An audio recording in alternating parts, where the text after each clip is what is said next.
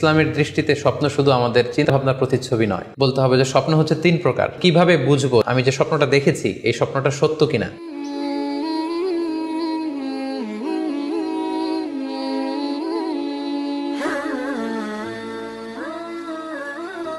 আসসালামু আলাইকুম ওয়া রাহমাতুল্লাহি ওয়া বারাকাতুহু। নাহমাদুহু ওয়া নুসাল্লি আলা রাসূলিহিল কারীম।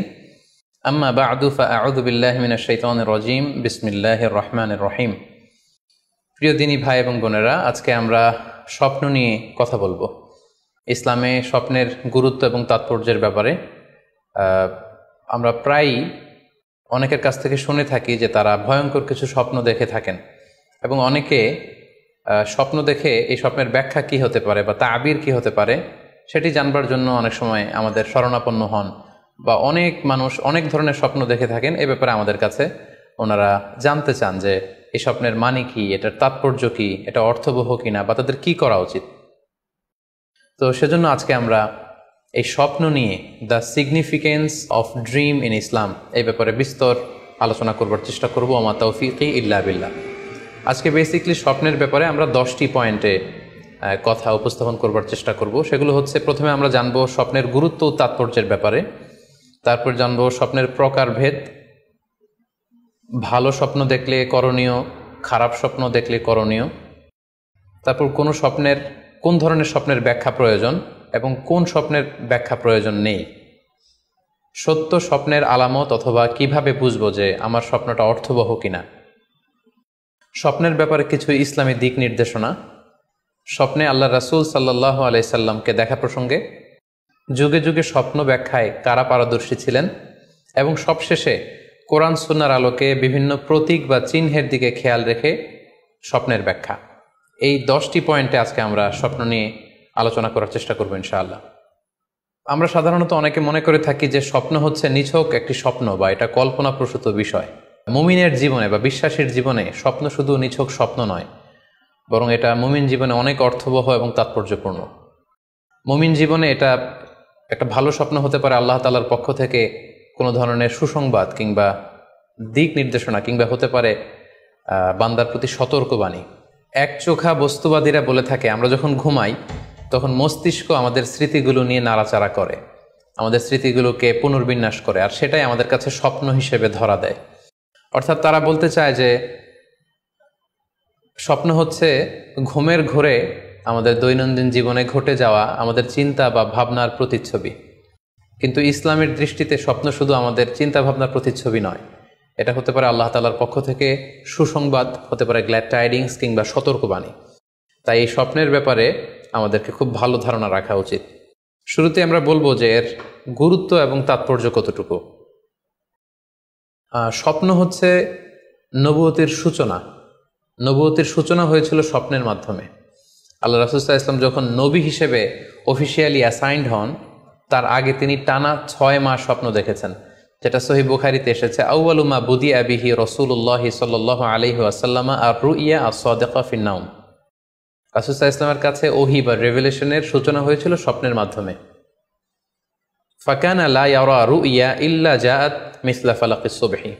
আর রাতে স্বপ্নে রাসূল সাল্লাল্লাহু আলাইহি ওয়াসাল্লাম যা দেখতেন, দিনের বেলা সেটা প্রভাতের সূর্য কিরণের ন্যায় রাসূল সাল্লাল্লাহু আলাইহি ওয়াসাল্লামের কাছে সুস্পষ্ট হয়ে যেত। অর্থাৎ যা তিনি রাতে দেখতেন স্বপ্নে, দিনের বেলা সেটাই হুবহু ঘটে যেত। তো এই হাদিস থেকে আমরা বুঝতে পারি যে স্বপ্ন হচ্ছে ওহীর সূচনা, অর্থাৎ ওহীর সূচনাটা হয়েছিল স্বপ্নের মধ্য দিয়ে। পাশাপাশি আমরা জানি যে ইব্রাহিম আলাইহিস সালাম উনি স্বপ্নে দেখেছিলেন যে উনি ওনার কলিজার টুকরো সন্তান ইসমাঈল আলাইহিস সালামকে জবাই করছেন, যেটা সূরাতুস সাফফাতের 102 নম্বর আয়াতে আল্লাহ তাআলা আমাদেরকে বলছেন। ইব্রাহিম আলাইহিস সালাম বলেছিলেন, ইয়া বুনাইয়া ইন্নী আরা ফিল মানামি আন্নী আযবাহুক ফানজুর মাযা তারা। অর্থাৎ, হে আমার সন্তান ইসমাইল, আমি স্বপ্নে দেখেছি যে আমি তোমাকে জবাই করছি, এখন তোমার অভিমত কি, তোমার অপিনিয়ন কি? সাইয়েদনা ইসমাঈল আলাইহিস সালাম বলেছিলেন, ইফআল মা তুমার সাতাজিদুনি ইনশাআল্লাহু মিনাস সাবিরিন। মানে বাবা, আপনি স্বপ্নে যা দেখেছেন আপনি সেটাই করেন, আপনি আমাকে ধৈর্যশীলদের অন্তর্ভুক্ত পাবেন। ছেলের এই মন্তব্য শুনে সাইয়েদনা ইব্রাহিম আলাইহিস সালাম একটি ধারালো ছুরি নিয়ে সাইয়েদনা ইসমাঈল আলাইহিস সালামকে শুইয়ে দিয়ে জবাই করতে শুরু করলেন। তো এই ঘটনা থেকে বোঝা যায় নবীদের স্বপ্ন এটা সাধারণ কোনো স্বপ্ন নয়, এটা ওহীর অন্তর্ভুক্ত। নবীদের স্বপ্ন যদি নিছক স্বপ্নই হতো তাহলে একটা স্বপ্নের উপর ভিত্তি করে সাইয়েদনা ইব্রাহিম আলাইহিস সালাম ওনার সন্তানকে জবাই করার জন্য উদ্যত হতেন না। তার মানে বোঝা গেল নবীদের স্বপ্ন হচ্ছে এটা মিন ওয়াহিল্লাহ, এটা আল্লাহ তাআলার পক্ষ থেকে নবীদের প্রতি ওয়াহি। পাশাপাশি আল্লাহ রাসূল সাল্লাল্লাহু আলাইহি ওয়াসাল্লাম যখন মক্কার কাফিরদের দ্বারা অত্যাচারিত হয়ে মদিনায় হিজরত করেছিলেন, মদিনায় যাওয়ার প্রায় 6 বছর পরে 6ষ্ঠ হিজরিতে তিনি স্বপ্ন দেখলেন যে তিনি আবার মক্কায় ফিরে গিয়েছেন। সেখানে তিনি মসজিদুল হারামে প্রবেশ করেছেন এবং বাইতুল্লাহ শরীফ তিনি তাওয়াফ করছেন।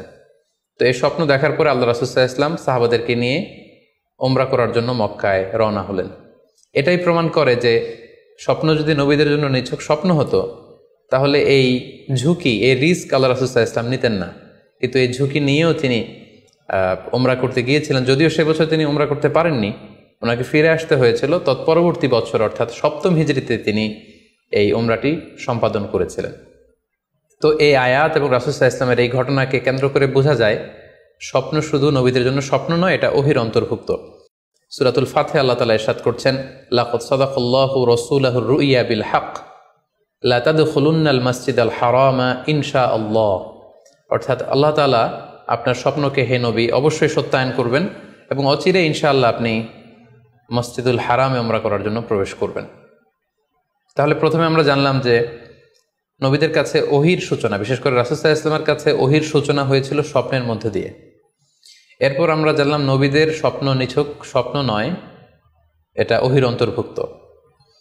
এই পর্যায়ে আমরা জানবো যে বিশ্বাসীদের জন্য, যারা মুমিন, তাদের জন্য স্বপ্নের গুরুত্ব কতটুকু। সেক্ষেত্রে আমরা সহিহ বুখারীর একটা হাদিস উল্লেখ করতে পারি, যেখানে আল্লাহ রাসূল সাল্লাল্লাহু আলাইহি ওয়াসাল্লাম বলেছেন, লাম ইয়াবকা মিনান নবুওয়াতি ইল্লাল মুবাশশিরাত। অর্থাৎ নবুয়ত আর পৃথিবীতে নেই, নবী হওয়ার সুযোগ আর পৃথিবীতে নেই, নবুয়ত বন্ধ হয়ে গিয়েছে। কিন্তু আল্লাহ তাআলার পক্ষ থেকে মুবাশশিরাত কিন্তু বন্ধ হয়নি, মুবাশশিরাত আসবে। সাহাবা জিজ্ঞেস করলেন, ওমাল মুবাশশিরাত, হে আল্লাহ রাসূল মুবাশশিরাত কি? আল্লাহ রাসূল সাল্লাল্লাহু আলাইহি ওয়াসাল্লাম বললেন, আর রুইয়া আস-সালেহা। মুবাশশিরাত হচ্ছে সত্য স্বপ্ন। বিশ্বাসীরা যখন রাত্রিবেলা সত্য স্বপ্ন দেখবে, বিশ্বাসীদের জন্য সত্য স্বপ্ন বা সুন্দর স্বপ্ন নিছক স্বপ্ন নয়, এটা আল্লাহ তাআলার পক্ষ থেকে গ্ল্যাড টাইডিংস, সুসংবাদ হতে পারে অথবা সতর্ক করা হতে পারে। এমনকি আল্লাহ রাসূল সাল্লাল্লাহু আলাইহি সাল্লাম বলেছেন যে ভালো স্বপ্ন হচ্ছে নবুয়তির 46 ভাগের 1 ভাগ। সহিহ বুখারীতে এসেছে, আল্লাহর হাবিব সাল্লাল্লাহু আলাইহি ওয়াসাল্লাম ইরশাদ করেন, আর রুইয়া আস-সালিহা জুজউন মিন 46 জুজআন মিনান নবুওয়া। অর্থাৎ ভালো স্বপ্ন বা সত্য স্বপ্ন নবুয়তির 46 ভাগের 1 ভাগ। Could you imagine that? কি করে একজন বিশ্বাসী স্বপ্ন নবুয়তির 46 ভাগের 1 ভাগ হতে পারে? তার মানে মুমিনের স্বপ্ন, একজন বিশ্বাসীর স্বপ্নকে আল্লাহ তাআলা অনেক বেশি গুরুত্ব দিয়েছেন। এটা শুধু স্বপ্ন নয়, এটা হতে পারে আল্লাহ তাআলার পক্ষ থেকে একটা গাইডেন্স, হতে পারে কোনো গ্ল্যাড টাইডিংস, সুসংবাদ, হতে পারে কোনো সতর্কতা বাণী। এজন্য এই স্বপ্নকে, বিশ্বাসীদের স্বপ্নকে আল্লাহ রাসূল সাল্লাল্লাহু আলাইহি ওয়াসাল্লাম নবুয়তির 46 ভাগের 1 ভাগ বলে উল্লেখ করেছেন। কেন তিনি বিশ্বাসীদের স্বপ্নকে নবুয়তির 46 ভাগের 1 ভাগ বলে উল্লেখ করলেন? এর কারণ হচ্ছে, আমরা জানি যে আল্লাহ রাসূল সাল্লাল্লাহু আলাইহি সাল্লাম তিনি নবী হয়েছিলেন কত বছর বয়সে? জি, 40 বছর বয়সে। এবং তিনি পৃথিবী থেকে ইন্তেকাল করেছিলেন 63 বছর বয়সে। অর্থাৎ ওনার নবুয়তির পুরো ডিউরেশনটা ছিল 23 বছর। তাহলে নবুয়তির সময়সীমা ডিউরেশন ছিল 23 বছর। আর নবুয়তি প্রাপ্তির আগে তিনি টানা 6 মাস শুধু স্বপ্ন দেখতেন। তাহলে এই 6 মাসকে যদি আমরা 23 বছর দিয়ে 23 বছরের উপর ভাগ করি, তাহলে এটা 46 ভাগের 1 ভাগ হয়। এবং সে কারণে আল্লাহ রাসূল সাল্লাল্লাহু আলাইহি সাল্লাম সত্য স্বপ্নকে নবুয়তির 46 ভাগের 1 ভাগ বলে ঘোষণা করেছেন। এই পর্যায়ে আমরা জানবো স্বপ্নের প্রকার ভেদের ব্যাপারে। খুব সোজা সাপটা যদি বলতে হয়, তাহলে বলতে হবে যে স্বপ্ন হচ্ছে 3 প্রকার। একটা হচ্ছে আল্লাহ তাআলার পক্ষ থেকে, যেটা আল্লাহ দেখান। আরেকটি হচ্ছে শয়তানের পক্ষ থেকে, যেটি শয়তান মানুষকে দেখায়।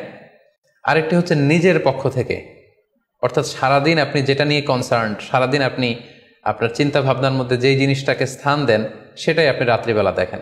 অর্থাৎ দিনের বেলা হয়তো কেউ খেলাধুলা নিয়ে খুব ব্যস্ত, সে খুব ফুটবল পছন্দ করে, সারাদিন ফুটবল খেলে। দেখা যাবে যে রাতের বেলাও সে স্বপ্নে দেখছে যে সে ফুটবল খেলছে, অথবা স্টেডিয়ামে যে সে ফুটবল খেলা দেখছে।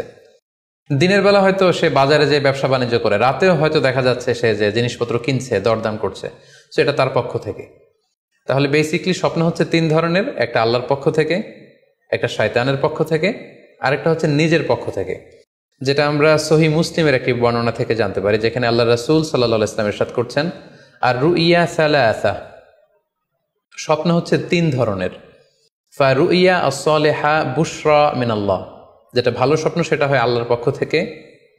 ওয়া রুইয়া তাহজিনুন মিনাশ শাইতান, আরেকটা স্বপ্ন থাকে যেটা শয়তানের পক্ষ থেকে, সেটা ভয় দেখানো হয়। ভয়ঙ্কর যদি কোনো দুঃস্বপ্ন দেখে থাকেন তাহলে এটা আল্লাহর পক্ষ থেকে নয়, এই স্বপ্নটা শয়তানের পক্ষ থেকে। আরেকটি হচ্ছে রুইয়া মিম্মা ইউহাদ্দিসুল মারউ নাফসাহু, আরেকটি স্বপ্ন ব্যক্তি সে নিজের সাথে নিজে স্বপ্নে হয়তো কথা বলে বা এমন কিছু দেখে যেটা সুসংবাদও নয়, যেটা ভয়ঙ্করও কিছু নয়, বরং সারাদিন সে যে বিষয়টি নিয়ে চিন্তা ভাবনা করতো রাতে সেটার একটা প্রতিচ্ছবি, সেটাই সে দেখতে পাচ্ছে। এটা হচ্ছে নিজের পক্ষ থেকে স্বপ্ন। তাহলে খুব সহজে আমরা এভাবে বলতে পারি যে স্বপ্ন 3 প্রকার, একটা হচ্ছে রাহমানি, আর একটা হচ্ছে শাইতানি, আর একটা হচ্ছে নাফসানি। রিপিট, আমি আবার বলছি, স্বপ্নের প্রথম প্রকার হচ্ছে রাহমানি, দ্বিতীয় প্রকার হচ্ছে শাইতানি, তৃতীয় প্রকার হচ্ছে নাফসানি। যেটা রাহমানি সেটা রহমানের পক্ষ থেকে, আল্লাহ দেখান। আর যেটা শয়তানি সেটা শয়তানের পক্ষ থেকে, শয়তান ভীতিকর পরিবেশ তৈরি করার জন্য বা ভয় দেখানোর জন্য যেটা দেখায়। আরেকটা হচ্ছে নাফসানি, যেটাকে বলা হয় আদগাস ও আহলাম, যেটার কোনো মিনিং হয় না, অর্থাৎ নিজের পক্ষ থেকে নিজের চিন্তা ভাবনার প্রতিচ্ছবি। তাহলে শুরুতে আমরা জানবার চেষ্টা করব যে রাহমানি, যেটাকে আরবিতে বলা হচ্ছে রুইয়া বা রুইয়া সাদেকা বা সালেহা, সেটা কি, এবং সেটা যদি আমরা দেখি সেক্ষেত্রে আমাদের করণীয় কি। এক্ষেত্রে আমরা সহিহ বুখারীর একটি হাদিসকে উল্লেখ করতে পারি, যেখানে আল্লাহ রাসূল সাল্লাল্লাহু আলাইহি ওয়াসাল্লাম ইরশাদ করেছেন, ইদা রাআ আহাদুকুম রুইয়া ইউহিব্বুহা, তোমাদের কেউ যদি কোনো স্বপ্ন দেখে যে স্বপ্নটা সে পছন্দ করে, মানে স্বপ্নটা দেখে he feels good or she feels good, তার ভালো লাগছে, তাহলে বুঝতে হবে ফা ইন্নামা হিয়া মিনাল্লাহ, এই স্বপ্নটা আল্লাহর পক্ষ থেকে, এটা সাধারণ স্বপ্ন নয়, এটা খুবই অর্থবহ স্বপ্ন। তখন সে কী করবে? ফালিয়াহমাদিল্লাহ আলাইহা, সে তখন এই সুন্দর স্বপ্ন দেখার কারণে আল্লাহ শুকরিয়া করবে। ওয়াল ইউহাদ্দিস বিহা, এবং চাইলে সে এই স্বপ্নের কথা মানুষের কাছে বর্ণনা করতে পারে বা শেয়ার করতে পারে। তাহলে সহিহ বুখারীর এই হাদিসের ভাষ্য অনুযায়ী আমরা যেটা বুঝলাম, আমরা যদি ভালো কোনো স্বপ্ন দেখি তাহলে 3টি কাজ করা যেতে পারে। প্রথমত আল্লাহর প্রশংসা করা, যেহেতু আমি ভালো একটি স্বপ্ন দেখেছি, আল্লাহ শুকরিয়া বা প্রশংসা আমরা করতে পারি। দ্বিতীয়ত চাইলে সুসংবাদ হিসেবে এই স্বপ্নটা আমি কারোর সাথে শেয়ার করতে পারি। আর 3 নাম্বার হচ্ছে এমন ব্যক্তিকে আমি শেয়ার করব যে আমাকে ভালোবাসে বা যে আমার শুভাকাঙ্ক্ষী, তা না হলে আমি হিংসার শিকার হতে পারি। কারণ আন-নি'মাতু মাহসুদা, যে কোনো ধরনের নেয়ামতই, আপনি যদি আল্লাহর কোনো বিশেষ মার্সি, ব্লেসিংস বা নেয়ামত পেয়ে ধন্য হন, এটা সবার ভালো নাও লাগতে পারে, এটা সবার অন্তরে সহ্য নাও হতে পারে, ফলে আপনি হিংসার শিকার হতে পারেন। সো ভালো স্বপ্ন দেখলে আপনি চাইলে কারোর কাছে শেয়ার করতে পারেন, সেক্ষেত্রে সে যদি আপনার শুভাকাঙ্ক্ষী হয় বা আপনাকে পছন্দ করে, আপনাকে ভালোবাসে, এরকম কাছের কারোর সাথে আপনি শেয়ার করতে পারেন। আমরা সবাই নিঃসন্দেহে এরকম ভালো ভালো স্বপ্ন দেখতে চাই, আমরা কেউই ভয়ঙ্কর কোনো স্বপ্ন দেখতে চাই না। আমরা নিঃসন্দেহে এমন স্বপ্ন দেখতে চাই রাতের বেলায় যে স্বপ্নে আল্লাহ তাআলার পক্ষ থেকে আমাদের জন্য দিক নির্দেশনা থাকবে, অথবা কোনো সুসংবাদ থাকবে, কিংবা থাকবে আগাম কোনো সতর্কতা বাণী। এ জাতীয় ভালো স্বপ্ন যদি আমরা দেখতে চাই তাহলে আমাদের কি করা উচিত? সেক্ষেত্রে সর্বপ্রথম আমাদের যেটা করতে হবে, আমাদেরকে সত্যবাদী হতে হবে। সাধারণত সত্যবাদীদের স্বপ্ন সত্য হয়ে থাকে। যেখানেই সত্য সেখানেই যেন আমার অবস্থান হয়, আমি যেন সবসময় সত্যের পক্ষে থাকি। 2 নম্বর হচ্ছে আকলুল হালাল, আমাকে হালাল খেতে হবে। যারা হালাল খায় তাদের স্বপ্ন সাধারণত সত্য হয় এবং অর্থবহ স্বপ্ন হয়। পাশাপাশি আল্লাহ তাআলার দেয়া যে আদেশ নিষেধ সেগুলো আমাকে মেনে চলতে হবে। 4 নম্বরে রাত্রিবেলা আমি যখন ঘুমাবো আমাকে অজু করে ঘুমাতে হবে। ওই ইয়ানামু আলা তাহারা, পবিত্রতার সাথে যদি কেউ ঘুমায় তাহলে অজু করে ঘুমালে রাতে সে যে স্বপ্ন দেখবে সাধারণত সে স্বপ্নটি সত্য হয়। যদি সম্ভব হয় ক্যাবলামুখী হয়ে শোয়া, ক্যাবলামুখী হয়ে আমরা শুতে পারি। এই বিষয়গুলো যদি আমরা এনশিওর করতে পারি, অর্থাৎ সত্যবাদী হওয়া, হালাল খাবার খাওয়া, আল্লাহর দেয়া বিধিনিষেধ সবসময় মেনে চলবার চেষ্টা করা, রাত্রিবেলা অজু অবস্থায় ঘুমানোর অভ্যেস করা, পাশাপাশি ক্যাবলামুখী হয়ে শোয়ার চেষ্টা করা, এই বিষয়গুলো যদি আমরা মেনটেন করার চেষ্টা করি তাহলে আমরা যে স্বপ্নগুলো দেখব সেগুলো সত্য স্বপ্ন হবে বলে আমরা আশা করি। প্রিয় সুধী, এবারে আমরা জানব স্বপ্নের দ্বিতীয় প্রকারের ব্যাপারে, অর্থাৎ যেটাকে আরবিতে বলা হচ্ছে হলম, বা আমরা বলেছি শয়তানি, যেটা শয়তানের পক্ষ থেকে আসে। সেক্ষেত্রে শয়তান এটা সাধারণত মানুষকে ভয় দেখানোর জন্য ঘুমের মধ্যে তার কোনো অকল্যাণ করার জন্য যে স্বপ্নটা দেখায় এটা হচ্ছে শায়তানি। সেক্ষেত্রে সহিহ মুসলিমের একটি হাদিসের কথা আমরা এখানে উল্লেখ করতে পারি। সেখানে আল্লাহ রাসূল সাল্লাল্লাহু আলাইহি ওয়াসাল্লাম বলেছেন, আর রুইয়া মিনাল্লাহ, ভালো স্বপ্ন হচ্ছে আল্লাহর পক্ষ থেকে, ওয়াল হুলমু মিনাশ শাইতান, আর খারাপ স্বপ্ন হচ্ছে শয়তানের পক্ষ থেকে। এখন কেউ যদি আমরা এই ভয়ঙ্কর স্বপ্ন রাতে দেখে ফেলি, যেটাকে আমরা নাইট মেয়ার বলি বা হরর ড্রিম বলি, ভয়ঙ্কর স্বপ্ন বা দুঃস্বপ্ন, যেটা দেখে আমরা খুব হাঁপিয়ে উঠি, আমাদের শ্বাস প্রশ্বাসের গতিবিধি বেড়ে যায়, আমরা খুব ভয় পাই, প্রচণ্ড ভয়ে আমরা আটকে উঠি এবং ঘুম ভেঙে যায় আমাদের, এরকম ভয়ঙ্কর স্বপ্ন যদি আমরা দেখি তখন আমরা কি করব? এ ব্যাপারে কি ইসলামের কোনো দিক নির্দেশনা আছে? হ্যাঁ, অবশ্যই দিক নির্দেশনা আছে। সেক্ষেত্রে আমরা সহিহ মুসলিমের একটি হাদিস উল্লেখ করতে পারি এখানে, যেখানে আল্লাহ রাসূল সাল্লাল্লাহু আলাইহি ওয়াসাল্লাম বলেছেন, ইযা রাআ আহাদুকুম আর রুইয়া ইয়াকরাহুহা, তোমাদের কেউ যদি রাতে এমন কোনো স্বপ্ন দেখে যেটা সে অপছন্দ করে, মানে ভয়ঙ্কর ভীতিকর দুঃস্বপ্ন যদি সে দেখে, তাহলে ফাল ইয়াবসুক আন ইয়াসারিহি সালাসান, সে যেন তার বাম দিকে 3 বার থুতু ফেলে। ওয়াল ইস্তাইয বিল্লাহি মিনাশ শাইতানি সালাসান, আর সে যেন শয়তানের ব্যাপারে আল্লাহ তাআলার কাছে 3 বার পানাহ চায় বা আশ্রয় প্রার্থনা করে। ওয়াল ইয়াতাহাওয়াল আন জামবিহি আল্লাযী কানা আলাই, আর যে পাশে হয়ে সে শুয়েছিল সে পাশ চেঞ্জ করে অন্য পাশ হয়ে যেন সে ঘুমায়। সুবহানাল্লাহি বিহামদি, কত চমৎকার দিক নির্দেশনা। এবং সুনানে ইবনু মাজায় আরও একটি সহিহ হাদিস আমরা এখানে উল্লেখ করতে পারি, যেখানে আল্লাহ রাসূল সাল্লাল্লাহু আলাইহি ওয়াসাল্লাম বলেছেন, ইযা রাআ আহাদুকুম রুইয়া ইয়াকরাহুহা, কেউ যদি রাতে খারাপ বা ভয়ঙ্কর কোনো স্বপ্ন দেখে, ফালিয়াতাহাওয়াল, সে যেন তার বিছানা চেঞ্জ করে নেয়, জায়গা চেঞ্জ করে নেয়। অর্থাৎ সে যে বিছানায় শুয়েছিল সেখানে না, সে অন্য কোথাও শোবে, অথবা যেই টার্নে শুয়েছিল অন্য টার্নে চলে যাবে, ডানে হলে বায়ে, বায়ে হলে ডানে। ওয়াল ইয়াতফুল আন ইয়াসারিহি সালাসান, এবং তার বাম দিকে যেন সে 3 বার থুতু ফেলে। ওয়াল ইয়াসআলিল্লাহ মিন খায়রিহা ওয়াল ইয়াতাআওয়ায মিন শাররিহা, এবং সে যেন এই স্বপ্নের ভালো দিকটা আল্লাহ তাআলার কাছে কামনা করে, এবং এই স্বপ্নের মন্দ বা অকল্যাণকর দিক থেকে যেন সে আল্লাহ তাআলার কাছে পানাহা চায়। সম্মানিত সুধীমণ্ডলী, এই হাদিস দুটির আলোকে আমরা বুঝতে পারি যে কেউ যদি হরর ড্রিম বা নাইট মেয়ার, যেটাকে আমরা দুঃস্বপ্ন বা ভয়ঙ্কর স্বপ্ন বলছি, এই ধরনের স্বপ্ন অনেকেই দেখে থাকে এবং আমাদের কাছে প্রায়ই বলে যে সে দুঃস্বপ্ন দেখে রাতের বেলা, ভয়ে সে ভটকে যায়, আটকে ওঠে, ঘুম ভেঙে যায়। এ জাতীয় দুঃস্বপ্ন যদি আপনারা কেউ দেখেন, সেক্ষেত্রে এই হাদিসের আলোকে আমরা বলতে পারি যে আপনি 6টি কাজ করবেন। 1 নম্বর হচ্ছে আপনি বাম দিকে 3 বার থুতু ফেলবেন। 2 নম্বর হচ্ছে 3 বার আপনি তাআউজ পড়বেন, অর্থাৎ আপনি পড়তে পারেন আউযু বিল্লাহি মিনাশ শাইতানির রাজিম, অর্থাৎ হে আল্লাহ, আমি বিতাড়িত শয়তানের ব্যাপারে আপনার কাছে পানাহ চাচ্ছি। অথবা আপনি পড়তে পারেন আউযু বিল্লাহি মিন শাররিহা, হে আল্লাহ, আমি এই শয়তানের অকল্যাণকর বা যেই এভিল সাইড আছে, খারাপ দিক আছে, এই ব্যাপারে আমি আপনার কাছে পানাহ চাচ্ছি। 3 বার আপনি এটা পড়বেন। 3 নম্বরে আপনি যদি আপনার ঘুমকে আবারও কন্টিনিউ করতে চান, তাহলে বা দিকে থেকে যদি স্বপ্ন দেখেন, তাহলে আপনি ডান দিকে টার্ন করবেন।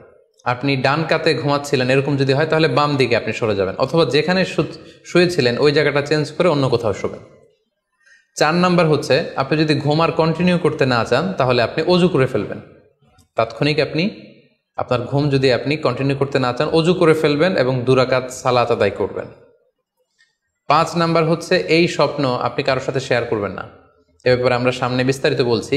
ভয়ঙ্কর স্বপ্ন দেখলে সাধারণত কারোর সাথে শেয়ার করবেন না। যদি শেয়ার করতে হয় তাহলে প্রলিফিক স্কলার, ভালো আলেম, যার এলেম আছে, যার আমল আছে, এরকম লোক, কিংবা আপনার ওয়েল উইশার যারা আছে, আপনার শুভাকাঙ্ক্ষী, এরকম কারোর সাথে শেয়ার করতে পারেন।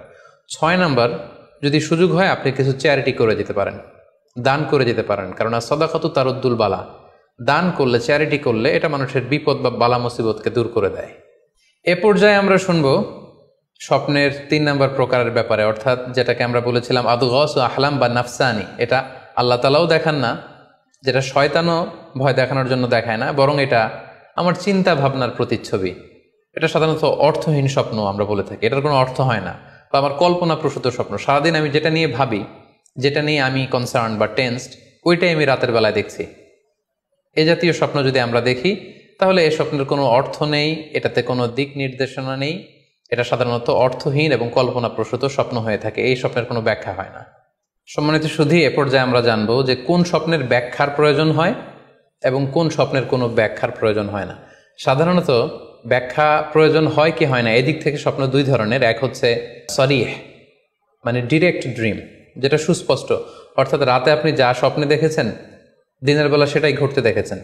আপনি রাতে স্বপ্ন দেখলেন আপনার কোনো একজন কাছের লোক মারা গিয়েছে, এরপরের দিন আপনি শুনলেন আসলেই সেই ব্যক্তিটি মারা গিয়েছে। অথবা রাতের বেলা আপনি কোনো একটা ঘটনা দেখলেন, তারপরের দিন সেই ঘটনাটাই আপনি ঘটতে দেখলেন। এটাকে বলা হয় ডিরেক্ট ড্রিম, মানে সুস্পষ্ট এবং সারিহ, একেবারে স্পষ্ট স্বপ্ন। এটার কোনো ব্যাখ্যার প্রয়োজন হয় না, কারণ আপনি যা দেখেছেন সেটাই ঘটেছে। আরেকটা প্রকার হচ্ছে গয়রু সরিহ, মানে যেটা স্পষ্ট নয়, ইনডিরেক্ট ড্রিম, যেটা অস্পষ্ট। এটা হচ্ছে সিম্বলিক বা আইকনিক ড্রিম। আপনি এমন অস্পষ্ট আইকনিক বা এমন কিছু সিম্বল দেখেছেন রাতে ঘুমের ঘোরে স্বপ্নে, যেটা থেকে সুস্পষ্ট আসলে কিছু বোঝা যায় না, বরং এখানে একটা সিম্বল আছে, এখানে একটা প্রতীক আছে বা আইকন আছে। এই জাতীয় যে স্বপ্নগুলো আছে সাধারণত এগুলোর ব্যাখ্যার প্রয়োজন হয়, যেহেতু আপনি বুঝতে পারছেন না যে এটা দিয়ে আসলে কি বোঝানো হচ্ছে। সম্মানিত সুধী, এ পর্যায়ে আমরা জানার চেষ্টা করব যে সত্য স্বপ্নের আলামত কি কি, অর্থাৎ কিভাবে বুঝবো যে আমি যে স্বপ্নটা দেখেছি এই স্বপ্নটা সত্য কিনা বা অর্থবহ কিনা। অনেকে আমাদের কাছে জানতে চায় যে আমি এই স্বপ্নটা দেখেছি, এটা কি সত্য স্বপ্ন, এটা কি অর্থবহ স্বপ্ন, বা এটা কি আল্লাহর পক্ষ থেকে কোনো গাইডেন্সমূলক বা দিক নির্দেশনা বা সুসংবাদমূলক স্বপ্ন। কিভাবে আমরা বুঝতে পারি? কিছু আলামত রয়েছে, কিছু নিদর্শন রয়েছে, যেগুলোর আলোকে কিন্তু আমরা সহজেই বুঝতে পারি যে স্বপ্নটা সত্য কিনা। সুনানে আবু দাউদের এক বর্ণনায় আল্লাহ রাসূল সাল্লাল্লাহু আলাইহি ওয়াসাল্লাম ইরশাদ করেছেন, আসদাকুন নাসি রুইয়া আসদাকুহুম হাদিসা। যে ব্যক্তি সত্য কথা বলে বেশি, তার স্বপ্ন সত্য হয় বেশি। তাহলে সহজে আমরা বুঝলাম, আপনি যদি সত্যবাদী হন, সাধারণত আপনার স্বপ্নগুলো জেনারেলি সত্য হবে। সেক্ষেত্রে সত্য স্বপ্ন বা অর্থবহ স্বপ্ন চেনার প্রথম আলামত হচ্ছে এই স্বপ্ন দেখে আপনার ভাল লাগবে। You feel good after seeing the dream. আপনি স্বপ্ন দেখার পরে আপনার খুব স্বস্তি লাগবে, আপনার ভালো লাগবে, আপনার কাছে এই স্বপ্নটা পছন্দ হবে, খুব ভালো লাগবে স্বপ্নটা। যদি এরকম ফিলিং হয় আপনার, তাহলে আপনি বুঝবেন এই স্বপ্নটা সত্য ছিল এবং অর্থবহ ছিল।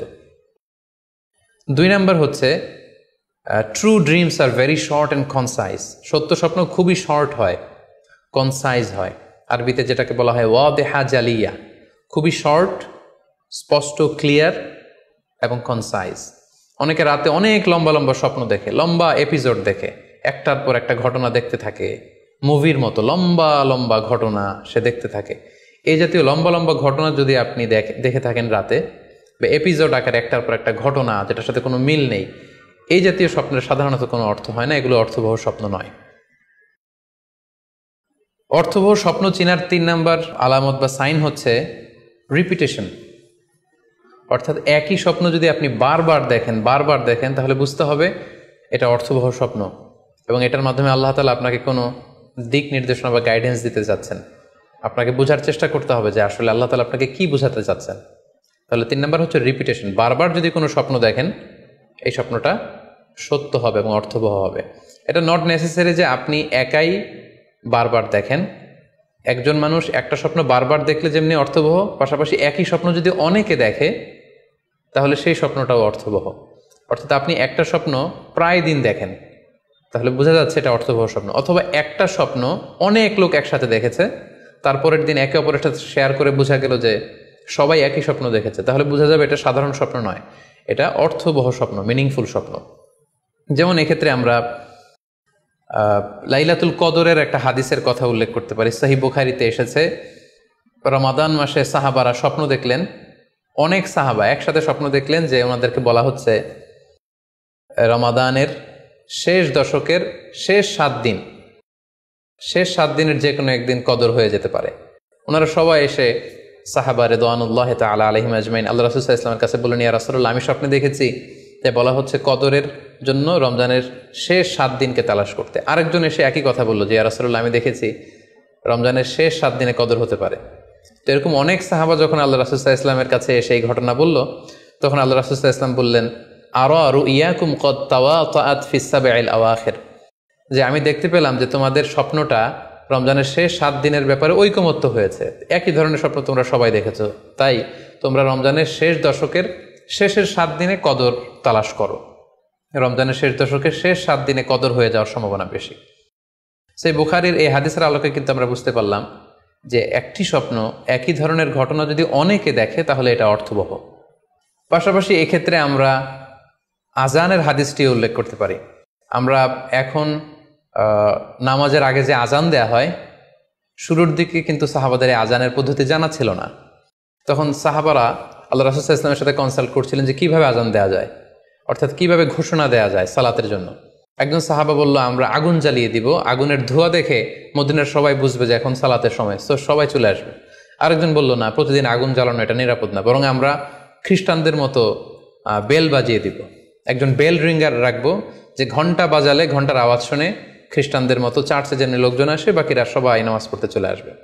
তো এক একজনের এক এক পরামর্শ শুনে আল্লাহ রাসূল সাল্লাল্লাহু আলাইহি ওয়াসাল্লাম কোনো সিদ্ধান্তে আসতে পারলেন না। তারপরের দিন একজন সাহাবা চমৎকার একটি স্বপ্ন দেখলেন। তিনি স্বপ্নে দেখলেন, ওনার নাম হচ্ছে আবদুল্লাহ ইবনে যায়েদ ইবনে আব্দে রব্বি। উনি স্বপ্নে দেখলেন যে একজন লোক, খুব সম্ভবত ফেরেশতা হবেন, তার গায়ে দুইটা সবুজ রঙের জামা এবং তার হাতে বেল, ঘণ্টা। তখন তিনি ওনাকে জিজ্ঞেস করলেন, আপনি কি ঘণ্টা বিক্রি করেন? তখন স্বপ্নে সেই লোকটি বলল, ঘণ্টা দিয়ে তুমি কি করবে? তো সাহাবী বললেন যে ঘণ্টা দিয়ে আমরা নামাজের জন্য আহ্বান করব। তো স্বপ্নে সেই সবুজ কাপড় পরিহিত লোক বলল যে ঘণ্টার চাইতেও যদি চমৎকার একটা আইডিয়া তোমার সাথে শেয়ার করি, সেটাকে তুমি শুনবে? সাহাবী বললেন, হ্যাঁ শুনবো। তখন তিনি বললেন, ঘণ্টা না বাজিয়ে তোমরা উঁচু একটা জায়গায় দাঁড়িয়ে আল্লাহু আকবার, আল্লাহু আকবার, আল্লাহু আকবার, আল্লাহু আকবার, আশহাদু আল্লা ইলাহা ইল্লাল্লাহ, আশহাদু আন্না মুহাম্মাদুর রাসূলুল্লাহ, এই বাক্যগুলো তোমরা বলবে। এই বাক্যগুলোর মধ্যে দিয়ে আল্লাহর বরত্বের ঘোষণা হবে, রাসূল সাল্লাল্লাহু আলাইহি ওয়াসাল্লামের রিসালাতের ঘোষণা হবে, মানুষকে চমৎকার বাক্যে নামাজের দিকে ডাকাও হবে, ফলে লোকজন নামাজেও চলে আসবে। এই চমৎকার কথা শুনে সাহাবা তো অবাক হয়ে গেলেন, ওনার ঘুম ভেঙে গেল। উনি সকালবেলা আল্লাহ রাসূল সাল্লাল্লাহু আলাইহি ওয়াসাল্লামের কাছে এসে পুরো ঘটনা শোনালেন যে একজন লোককে আমি দেখলাম হাতে ঘণ্টা, আমি বললাম ঘণ্টা কিনবো সালাতের আহ্বানের জন্য, তিনি আমাকে এই কয়েকটা বাক্য শিখিয়ে বললেন ঘণ্টা না বাজিয়ে এই বাক্যগুলো দিয়ে আহ্বান করলে কেমন হয়। আল্লাহ রাসূল সাল্লাল্লাহু আলাইহি ওয়াসাল্লাম এই স্বপ্নের কথা শুনে তিনি অভিভূত হলেন। তিনি বললেন, তুমি ঠিকই দেখেছ, তুমি সঠিক স্বপ্ন দেখেছ। যেহেতু বেলালের কণ্ঠ খুব দরাজ, বেলালকে ডাকো, আমাদের ঘণ্টাও বাজানোর দরকার নেই, আগুন জ্বালানোর দরকার নেই, বেলালকে বাক্যগুলো মুখস্থ করিয়ে দাও। বেলাল মসজিদে নববীর পাশে দাঁড়িয়ে আওয়াজ করে এই আজান দিবে, এই ঘোষণা দিবে। এই আজান শুরু হলো। বেলাল রাদিয়াল্লাহু তাআলা আনহু একটা উঁচু জায়গায় দাঁড়িয়ে আল্লাহু আকবার, আল্লাহু আকবার বলে তিনি আজান দিতে শুরু করলেন। এই বাক্যগুলো শুনে সাইয়েদনা ওমরে ফারুক দৌড়াতে দৌড়াতে আল্লাহ রাসূল সাল্লাল্লাহু আলাইহি ওয়াসাল্লামের কাছে আসলেন। এসে বললেন, ইয়া রাসূলুল্লাহ, বেলাল এই বাক্যগুলো কোত্থেকে শিখেছে? গত রাতে তো আমি দেখেছি যে আমাকে একজন লোক বলেছে যে তোমরা এই বাক্যগুলোকে ব্যবহার করে লোকজনকে সালাতের জন্য আহ্বান করো। আল্লাহ রাসূল সাল্লাল্লাহু আলাইহি ওয়াসাল্লাম শুনে অবাক হলেন। অর্থাৎ ওই সাহাবী ঠিক যেমন স্বপ্ন দেখেছেন, ইসলামের দ্বিতীয় খলিফা সাইয়েদনা ওমরে ফারুক রাদিয়াল্লাহু তাআলা আনহু উনিও একই স্বপ্ন দেখেছেন। তার মানে একই স্বপ্ন যদি একাধিক লোকজন দেখে থাকে, সেটা যেমনি অর্থবহ, আবার আপনি একাও যদি একটি স্বপ্ন বারবার বারবার দেখেন, সেটাও অর্থবহ। আমরা আজান যে কিভাবে ইন্ট্রোডিউস হলো মুসলিম কমিউনিটির মধ্যে, এই হাদিসের আলোকে বুঝতে পারি যে কোনো স্বপ্ন আপনি বারবার দেখলে বা অনেকে একই স্বপ্ন দেখলে সে স্বপ্নটা অর্থবহ হবে। অর্থবহ স্বপ্ন দেখার 4 নম্বর সাইন হচ্ছে শেষ রাতের স্বপ্ন সাধারণত অর্থবহ হয়, অর্থাৎ লাস্ট 1/3 অফ দ্য নাইট, রাতের শেষাংশে যদি আপনি ফজরের আগ দিয়ে যে স্বপ্নটা মানুষ দেখে, সাধারণত এই স্বপ্নটা অর্থবহ হয়, এটা সত্য স্বপ্ন হয়। কারণ এই টাইমে আল্লাহ তাআলা প্রথম আকাশে নেমে আসেন বা মনোনিবেশ করেন এবং ডাকতে থাকেন, কার রিজিকের দরকার আমি রিজিক দেব, কার অর্থের দরকার আমি অর্থ এর ব্যবস্থা করে দেব, কার কি দরকার আমার কাছে চাও, অসুস্থরা আমি তাদেরকে সুস্থ করে দেব। সো ওই টাইমে আল্লাহ তাআলার বিশেষ একটা রহমত পৃথিবীতে নেমে আসে, ফলে শেষ রাতের স্বপ্ন সাধারণত অর্থবহ স্বপ্ন হয়। পাশাপাশি হাদিসে এসেছে যে কিয়ামতের আগ দিয়ে মুমিনরা যে স্বপ্নগুলো দেখবে, এই স্বপ্নগুলো সাধারণত অর্থবহ হবে। অর্থাৎ কিয়ামতের একেবারে আগ মুহূর্তে যখন মুসলমানরা খুব স্ট্রাগল করবে, মুসলমানরা যখন খুব বিপদে থাকবে, তখন মুসলমানদের যে স্বপ্নগুলো তারা রাতের বেলা দেখবে, এগুলো মিথ্যা হবে না, বেশিরভাগ স্বপ্নই সত্য হবে, অর্থবহ হবে। যেটা আমরা সহিহ বুখারীর একটা হাদিস থেকে জানতে পারি, যেখানে আল্লাহ রাসূল সাল্লাল্লাহু আলাইহি ওয়াসাল্লাম ইরশাদ করেছেন, ইযা ইকতারাবা যামানু লাম তাকাদ রুইয়াল মুমিনি তাকযিব, অর্থাৎ কিয়ামতের সময় যত ঘনিয়ে আসবে, কাছাকাছি আসবে, মুমিন বা বিশ্বাসীদের স্বপ্ন ঠিক তত সঠিক হতে থাকবে। মুমিনদের তখনকার স্বপ্ন বেশিরভাগই সত্য হবে, সেটা মিথ্যা হবে না। তাহলে এই হাদিস থেকে আমরা জানলাম কিয়ামতের আগ দিয়ে মুমিনরা যে স্বপ্নগুলো দেখবে, এগুলো সত্য হবে, অর্থবহ হবে। এ পর্যায়ে আমরা জানবার চেষ্টা করব যে স্বপ্নের ব্যাপারে কিছু ইসলামের দিক নির্দেশনা রয়েছে। আমরা যদি এই দিক নির্দেশনাগুলো, গাইডেন্সগুলো মেনে চলি, তাহলে স্বপ্ন নিয়ে আমাদের খুব একটা কনফিউশনে থাকতে হবে না। সেক্ষেত্রে প্রথম গাইডলাইন হচ্ছে অপ্রয়োজনে স্বপ্ন অন্যের সাথে শেয়ার না করা। Do not mention the dream for interpretation accept a prolific scholar or any well wisher to you. কেউ যদি খুব বড় আলেম হয়ে থাকেন, শায়েখ হয়ে থাকেন, তার ইলম আছে, আমল আছে, এরকম কারো কাছে শেয়ার করতে পারেন। অথবা আপনার শুভাকাঙ্ক্ষী, আপনাকে ভালো অ্যাডভাইস করতে পারে, আপনাকে পছন্দ করে, এরকম লোক ছাড়া কারো কাছে স্বপ্ন শেয়ার করা যাবে না। সুনানে তিরমিজিতে স্বপ্ন অন্যের সাথে শেয়ার না করার ব্যাপারে একটি হাদিস এসছে, যেখানে আল্লাহ রাসূল সাল্লাল্লাহু আলাইহি সাল্লাম বলেছেন, লা ইয়াকুসুহা ইল্লা আলা ওয়াদ্দিন, অর্থাৎ যে তোমাকে পছন্দ করে এমন কারো কাছে ছাড়া স্বপ্ন শেয়ার করবে না। অথবা আউজি রাইন, এমন লোক যে ডিসিশন দিতে পারে, he can advise you, he can provide you the right decision, এরকম লোক যদি আপনার কাছের শুভাকাঙ্ক্ষীদের মধ্যে থেকে কেউ থেকে থাকে, আপনি তার সাথে শেয়ার করতে পারেন। ওয়ালা ইউহাদ্দিসু বিহা ইল্লা লাবিবান আও হাবিবান, সে আপনার হাবিব, সে আপনার বন্ধু, সব কাছের লোক, বজম ফ্রেন্ড, আপনার শুভ কামনা করে সব সময়, এই জাতীয় লোকের কাছে আপনি স্বপ্ন শেয়ার করতে পারেন।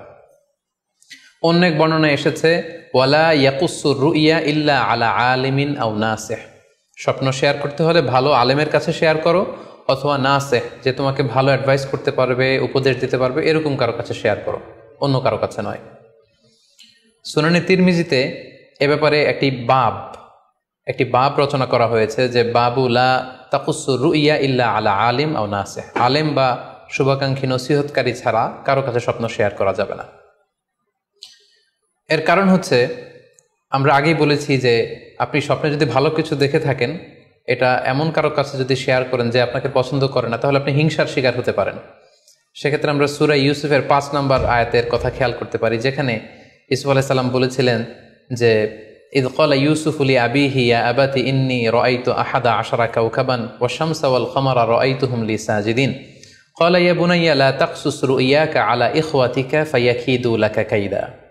ছোট্ট ইউসুফ আলাইহিস সালাম তিনি স্বপ্নে দেখলেন যে চন্দ্র, সূর্য এবং আকাশের 11টা তারা সবকিছু ওনার সম্মানে সিজদায় লুটিয়ে পড়েছে।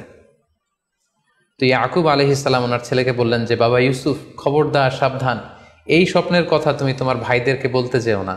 যদি তুমি তোমার ভাইদের সাথে এই চমৎকার স্বপ্নের কথা শেয়ার করো, তাহলে ফায়াকিদু লাকা কাইদা, তারা তোমাকে নিয়ে হিংসা করবে, ষড়যন্ত্র করবে। তাহলে আমরা বুঝলাম যে যার তার কাছে চাইলে আমরা স্বপ্ন শেয়ার করতে পারবো না, বরং এক্ষেত্রে বুঝে শুনে সাবধানে শেয়ার করতে হবে। এক্ষেত্রে মুস্তাদরেকে হাকিমে একটি চমৎকার হাদিস উল্লেখ হয়েছে, সেটি হচ্ছে কেন যে কারো কাছে স্বপ্ন শেয়ার করা যাবে না, করলে সমস্যা কি। সেক্ষেত্রে বলা হয়েছে যে ফাইন্না রুইয়া তাকাউ আলামা তুআব্বার, অর্থাৎ স্বপ্নের ব্যাখ্যা তেমনই হয়ে থাকে যেমন এটার ব্যাখ্যা করা হয়। এই ব্যাপারটা কিন্তু সাধারণ কোনো কথা নয়। আপনি একজনের কাছে, যার কোনো জ্ঞান নেই স্বপ্নের ব্যাপারে, হুট করে তার কাছে স্বপ্নের ব্যাখ্যা জানতে চাইলেন, আর তিনিও হুট করে এমন একটা ব্যাখ্যা করে দিল, ফলে দেখা যাবে উনি যেটা ব্যাখ্যা করেছেন সেটাই ঘটবে আপনার জীবনে। সো স্বপ্নের কথা যে কারো কাছে বলতে নেই। ফাইন্না রুইয়া তাকাউ আলামা তুআব্বার, কেননা স্বপ্নের ব্যাখ্যা তেমন হয়ে থাকে যেমন এটার ব্যাখ্যা করা হয়। সো ব্যাখ্যা যদি কেউ করতে চান, আপনি ভালো ব্যাখ্যা করবেন, জেনে শুনে বুঝে তার শুভাকাঙ্ক্ষী হয়ে সুন্দর ব্যাখ্যা করবেন, কেননা খারাপ কোনো ব্যাখ্যা করে দিলে সেই ব্যাখ্যাই হয়ে যেতে পারে। স্বপ্নের কথা কেন যে কোনো মানুষের কাছে শেয়ার করতে নেই, তার কারণ হিসেবে আমরা সুনানে দারমির একটি হাদিসকে এখানে উল্লেখ করতে পারি, যে হাদিসটিকে ইবনে হাজার আল আসকালানি উনি ওনার ফাথুল বারিতে হাসান বলে উল্লেখ করেছেন। আল্লাহ রাসূল সাল্লাল্লাহু আলাইহি ওয়াসাল্লামের কাছে মদিনাতে প্রায় একজন নারী এসে স্বপ্নের ব্যাখ্যা জানতে চাইতেন। সে নারী বলতেন যে, ইয়া রাসূলুল্লাহ, আমি প্রায় স্বপ্নে দেখি যে আমার ঘরের একটি পিলার ভেঙে গিয়েছে এবং আমি অন্ধ সন্তান প্রসব করেছি। এই নারীর স্বামী ছিল ব্যবসায়ী এবং সারা বছর ব্যবসার কারণে বিভিন্ন জায়গায় তিনি ঘুরে বেড়াতেন, এবং যখন ফিরে আসতেন, যাওয়ার সময় তিনি স্ত্রীকে প্রেগনেন্ট অবস্থায় রেখে যেতেন, অর্থাৎ গর্ভবতী, আর এই বাচ্চাকে পেটে নিয়ে এই নারী সবসময় এই স্বপ্ন দেখতে থাকতেন। তো রাসূল সাল্লাল্লাহু আলাইহি ওয়াসাল্লাম স্বপ্নের ব্যাখ্যা বললেন, তুমি চিন্তা করো না, তোমার স্বামী সহি সালামতে ফিরে আসবে এবং তুমি সুন্দর সন্তান প্রসব করবে, ভালো সন্তান। এভাবেই চলছিল, যতবার তার স্বামী ফিরে আসে, সুস্থভাবে ফিরে আসে এবং সে সুন্দর সন্তান জন্ম দিচ্ছিল। হঠাৎ একবার সে নারী আল্লাহ রাসূল সাল্লাল্লাহু আলাইহি ওয়াসাল্লামের বাসায় এসে দেখলেন যে আল্লাহ রাসূল সাল্লাল্লাহু আলাইহি ওয়াসাল্লাম ঘরে নেই। আম্মাজান আয়েশাকে তিনি বললেন যে, আমি সবসময় এরকম স্বপ্ন দেখি। তখন আম্মাজান আয়েশা বললেন, তাহলে এই স্বপ্নের ব্যাখ্যা জানার জন্যই তুমি রাসূল সাল্লাল্লাহু আলাইহি ওয়াসাল্লামের কাছে আসো, তুমি কি স্বপ্ন দেখো? তখন সে নারী আম্মাজান আয়েশার কাছে খুলে বললেন যে, আমি স্বপ্নে দেখি যে আমার ঘরের একটি পিলার ভেঙে গিয়েছে আর আমি একটি অন্ধ সন্তান প্রসব করেছি। একথা শুনে আম্মাজান আয়েশা রাদিয়াল্লাহু তাআলা আনহা অবাক হয়ে গেলেন। তিনি বললেন, তাই নাকি? তোমার স্বপ্ন যদি সত্য হয় তাহলে ঠিকই তোমার স্বামী মারা যাবে এবং তুমি একজন ফাজের পাপাচারী সন্তান প্রসব করবে। ঠিকই দেখা গিয়েছিল তার পরের বছর তার স্বামী যখন আসলো, জীবিত আসতে পারেনি, তার স্বামী ইন্তেকাল করেছিল এবং এই নারী যে সন্তান প্রসব করেছিল সেটি ছিল একটি পাপাচারী সন্তান। তো এই ঘটনা আল্লাহ রাসূল সাল্লাল্লাহু আলাইহি ওয়াসাল্লাম শুনে আম্মাজান আয়েশাকে বললেন, আয়েশা তুমি এটা ঠিক করোনি, তুমি যদি কখনো কারো স্বপ্নের ব্যাখ্যা করো তুমি ভালো ব্যাখ্যাটা করবে, কখনো মন্দ দিক থেকে ব্যাখ্যা করবে না, হয় চুপ থাকবে, ব্যাখ্যাই করতে যাবে না, আর যদি স্বপ্নের ইন্টারপ্রিটেশন তুমি করতে চাও তাহলে ভালো ব্যাখ্যাটা করবে। সম্মানিত শুধু এজন্য যে কারো কাছে আমরা চাইলেই স্বপ্নের কথা জানাতে পারি না, বরং সে যদি আপনার শুভাকাঙ্ক্ষী হয়, সে যদি স্বপ্ন ব্যাখ্যায় পারদর্শী হয়, সে যদি ভালো আলেম হয়, তাহলে তার কাছে আপনি স্বপ্নের ব্যাখ্যা জানতে চাইতে পারেন। এক্ষেত্রে আমরা ইমাম মুহাম্মদ ইবনে সিরিনের আরও একটি চমৎকার ঘটনার কথা উল্লেখ করতে পারি। মুহাম্মদ ইবনে সিরিন উনি ছাত্রদেরকে নিয়ে একবার তালিম দিচ্ছিলেন। এ সময় হঠাৎ এক নারী এসে বললেন যে আমি স্বপ্নের ব্যাখ্যা জানতে চাই, মুহাম্মদ ইবনে সিরিন কোথায়? ছাত্ররা বলল উনি একটু বাইরে গিয়েছেন, আপনি স্বপ্নে কি দেখেছেন? মহিলাটি বলল যে আমি স্বপ্নে দেখেছি আমার ছেলে সাগর থেকে শুধু পানি পান করছে। হঠাৎ সেই মসজিদ থেকে এক ছাত্র বলল, তাই নাকি? আপনি যদি এই স্বপ্ন দেখে থাকেন তাহলে আপনার বাচ্চাটা মারা যাবে। ইমাম মুহাম্মদ ইবনে সিরিন পরবর্তীতে যখন আসলেন, এসে ছাত্রদের কাছে যখন জানতে পারলেন, তখন তিনি বললেন যে তুমি কেন এই স্বপ্নের ব্যাখ্যা করেছো?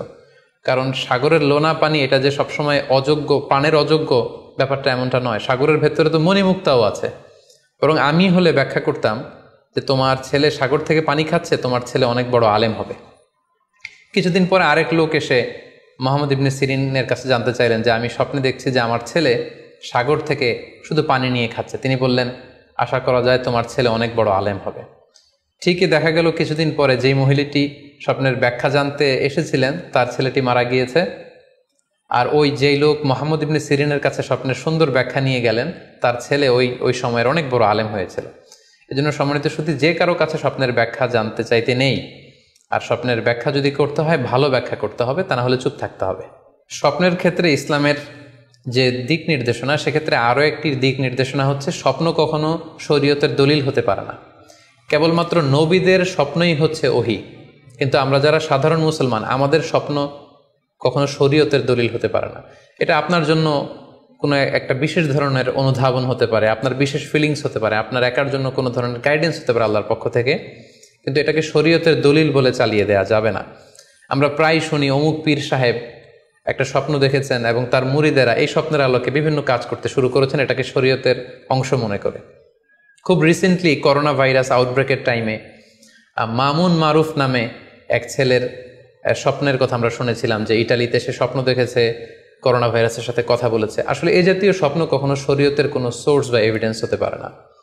খুব রিসেন্টলি বুয়েট থেকে পাশ করা মুশতাক মোহাম্মদ আরমান নামে একজন লোকের কথা আমরা শুনেছি যে তিনি দাবি করেছেন তিনি ইমাম মাহাদি, এবং তিনি দাবি করেছেন যে স্বপ্নে তাকে আল্লাহ তাআলা ইমাম মাহাদি বলে পরিচয় করিয়ে দিয়েছে, ফলে লোকজন এসে তার হাতে বায়াত হচ্ছে। অথবা অনেকে দাবি করে থাকেন যে স্বপ্নে তিনি ফকিরি পেয়েছেন, স্বপ্নে এটা হয়েছে সেটা হয়েছে।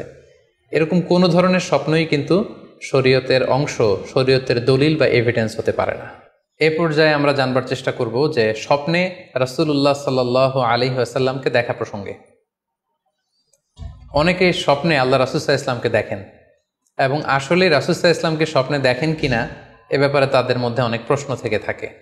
এক্ষেত্রে আমরা সহিহ বুখারীর একটি চমৎকার হাদিস উল্লেখ করতে পারি, যেখানে আল্লাহ রাসূল সাল্লাল্লাহু আলাইহি ওয়াসাল্লাম ইরশাদ করেছেন, মান রাআনি ফিল মানামি ফাকাদ রাআনি, যে আমাকে স্বপ্নে দেখলো, আল্লাহ রাসূল সাল্লাল্লাহু আলাইহি ওয়াসাল্লাম নিজে বলছেন যে আমাকে স্বপ্নে দেখলো সে আসলেই আমাকেই দেখলো। কারণ ফা ইন্না শাইতানা লা ইয়াতামাসসালু ফি সূরাতি, শয়তান কখনো আমার আকৃতি, আমার শেপ ধারণ করতে পারে না।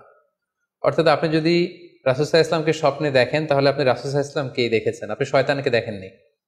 কারণ শয়তান কখনো রাসূল সাল্লাল্লাহু আলাইহি ওয়াসাল্লামের আকৃতি ধারণ করতে পারে না। তাহলে এই হাদিসের আলোকে আমরা বুঝলাম শয়তান কখনো আল্লাহ রাসূল সাল্লাল্লাহু আলাইহি ওয়াসাল্লামের আকৃতি বা শেপ ধারণ করতে পারে না। তখন প্রশ্ন হচ্ছে আসলে আপনি রাসূল সাল্লাল্লাহু আলাইহি ওয়াসাল্লামকে দেখেছেন নাকি অন্য কাউকে দেখেছেন? শয়তান হয়তো রাসূল সাল্লাল্লাহু আলাইহি ওয়াসাল্লামের আকৃতি ধারণ করলো না, একজন সুশ্রী বয়োবৃদ্ধ সুন্দর আকৃতির মানুষের চেহারা ধারণ করে শয়তান এসে বলল যে আমি আল্লাহ রাসূল। তখন আপনি কিভাবে বুঝবেন যে আপনি রাসূল সাল্লাল্লাহু আলাইহি ওয়াসাল্লামকে দেখেছেন নাকি শয়তানের ধারণ করা অন্য কোনো মানুষের আকৃতিতে কাউকে আপনি দেখেছেন? সেক্ষেত্রে বোঝার মাধ্যম হচ্ছে আল্লাহ রাসূল সাল্লাল্লাহু আলাইহি ওয়াসাল্লামের দাড়ি কেমন ছিল, চেহারা কেমন ছিল, চুল কেমন ছিল, দৈহিক গড়ন কেমন ছিল, আকৃতি কেমন ছিল, এগুলো কিন্তু আমরা হাদিস থেকে পাই, কিংবা শামায়েলে তিরমিজিতে রাসূল সাল্লাল্লাহু আলাইহি ওয়াসাল্লামের বডি স্ট্রাকচার, ওনার চেহারা, ওনার অবয়বের ব্যাপারে বর্ণনা পাই। আপনি স্বপ্নে যাকে দেখেছেন তার চেহারা, আকৃতি এবং বর্ণনা যদি রাসূল সাল্লাল্লাহু আলাইহি ওয়াসাল্লামের দৈহিক বর্ণনার সাথে মিলে যায়, তাহলে বোঝা যাবে যে আপনি আসলেই আল্লাহ রাসূল সাল্লাল্লাহু আলাইহি ওয়াসাল্লামকে দেখেছেন। কিন্তু আপনি স্বপ্নে দেখা মানুষটি, তার চেহারার সাথে যদি রাসূল সাল্লাল্লাহু আলাইহি ওয়াসাল্লামের চেহারার যে বর্ণনা সেটির সাথে যদি কোনো মিল না থাকে, যদি তার চেহারা রাসূল সাল্লাল্লাহু আলাইহি ওয়াসাল্লামের চেহারার মতো না হয়, শামায়েলে তিরমিজিতে যে বর্ণনা আছে সেরকম যদি না হয়, তাহলে বোঝা যাবে আপনি রাসূল সাল্লাল্লাহু আলাইহি ওয়াসাল্লামকে দেখেননি, বরং অন্য কাউকে দেখেছেন। এক্ষেত্রে আমরা মুহাম্মদ ইবনে সিরিনের ঘটনা উল্লেখ করতে পারি। ওনার কাছে কেউ এসে যদি বলতো যে আমি স্বপ্নে আল্লাহ রাসূল সাল্লাল্লাহু আলাইহি ওয়াসাল্লামকে দেখেছি, তখন মুহাম্মদ ইবনে সিরিন জিজ্ঞেস করতেন, তুমি কি দেখেছো বলো তো, তুমি যাকে দেখেছো তার দাড়ি কেমন, তার চেহারা কেমন, তার চোখ নাক কেমন, তার গড়ন কেমন।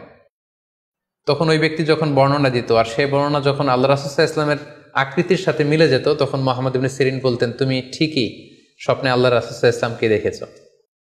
কিন্তু ওই ব্যক্তির বর্ণনা যদি এমন হতো যে না, এর সাথে রাসূল সাল্লাল্লাহু আলাইহি ওয়াসাল্লামের হাদিসে বা শামায়েলে তিরমিজিতে রাসূল সাল্লাল্লাহু আলাইহি ওয়াসাল্লামের দেহের যে বর্ণনা, এটার সাথে কোনো মিল নেই, তখন মুহাম্মদ ইবনে সিরিন বলতেন, না, তুমি স্বপ্নে আল্লাহ রাসূল সাল্লাল্লাহু আলাইহি ওয়াসাল্লামকে দেখোনি, বরং তুমি অন্য কাউকে দেখেছো।